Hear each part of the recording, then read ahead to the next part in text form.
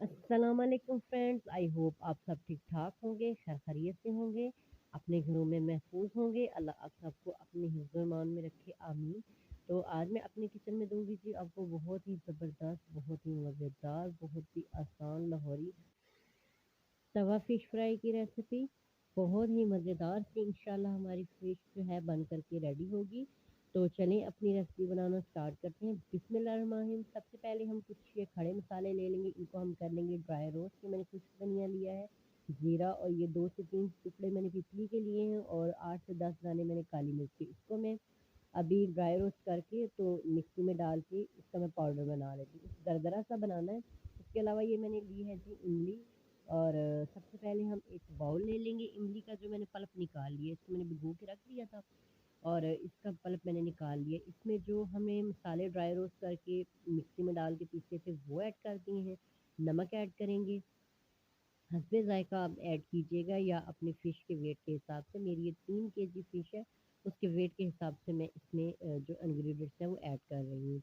हल्दी पाउडर डालेंगे ताकि फ़िश का कलर अच्छा सा हो। कुटी हुई सुरख मिर्च इसमें हम ऐड करेंगे। अगर आपके पास साबुत मिर्च हो तो वो भी आप ड्राई रोस्ट करके अपने जो खड़े मसाले हैं उनके साथ आप पीस सकते हैं। इसके अलावा इसमें सुरख मिर्च पाउडर जो है वो मैं ऐड करूँगी हाफ़ टी स्पून, और इसके अलावा इसमें अदरक लहसुन का पेस्ट 1 टेबलस्पून जाएगा, और इसको अच्छे तरीके से हम मिक्स कर लेते हैं।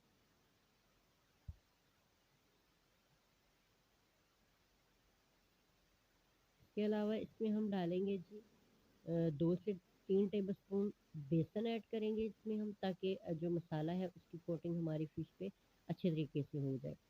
तो अच्छे तरीके से तमाम मसाला जात को मिक्स कर लेते हैं। इसके बाद हम अपने फ़िश पे इसको अप्लाई करेंगे। मेरे चैनल पे इससे पहले भी बहुत ज़्यादा फ़िश की रेसिपी पड़ी हुई है, वो भी मैं आई बटन पे साथ-साथ देती जाऊँगी, आप जाके देख सकते हैं, और सर्दी के मौसम में फ़िश अपने घर में एन्जॉय कर सकते हैं। ये देखिए इस तरह से मैंने फ़िश को ले लिया है, बहुत अच्छे तरीके से इसको मैंने साफ़ किया है।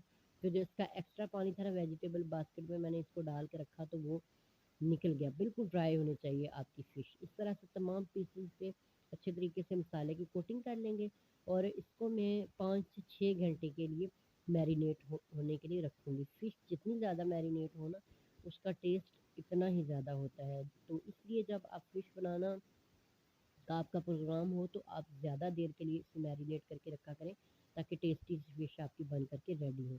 अभी इसको मैं छोड़ देती हूँ जी 5 से 6 घंटे। ये देखिए 5 से 6 घंटे में कितने अच्छे तरीके से मसाला पीसेस पे लग चुका है। ज़्यादा टाइम हो तो ज़्यादा टाइम के लिए भी आप रख सकते हैं। इसके बाद मैं इस तरह से एक तवा लूँगी, नॉर्मल तवा जो आप घर में यूज़ करते हैं। इसके लिए आपको कोई नॉन स्टिक तवा या पैन की ज़रूरत नहीं है, जिसपे हम सिंपली रोटी बनाते हैं, वो वाला तवा ले लिया। इसमें मैंने थोड़ा-सा ऑयल डाल लिया है, और ये मोटे-मोटे पीसेज़ हैं, लेकिन ये भी अच्छे तरीके से इसमें बन कर के रेडी हो जाएँगे। सिर्फ़ आप वीडियो पूरी फ़ॉलो कीजिएगा, स्किप ना कीजिएगा, और देखिएगा कि कितनी अच्छी जो है फ़िश हमारी बन कर के रेडी होगी। मैं लास्ट में आपको तोड़ के भी चेक करवाऊँगी। तो इस तरह से हम जो फ़िश के पीसेज़ हैं वो तवे पे डाल देंगे जितने आसानी से आ सकें। ये मोटे-मोटे बड़े-बड़े पीस हैं थोड़े, तो बस मैं 2 ही रखूँगी जस्ट आपको दिखाने के लिए। तो बस इसको 3 से 4 मिनट एक साइड से पकने दें। पहले आपने ऑयल को अच्छे तरीके से गर्म कर देना है, फिर आपने फ्लेम लो कर देनी है।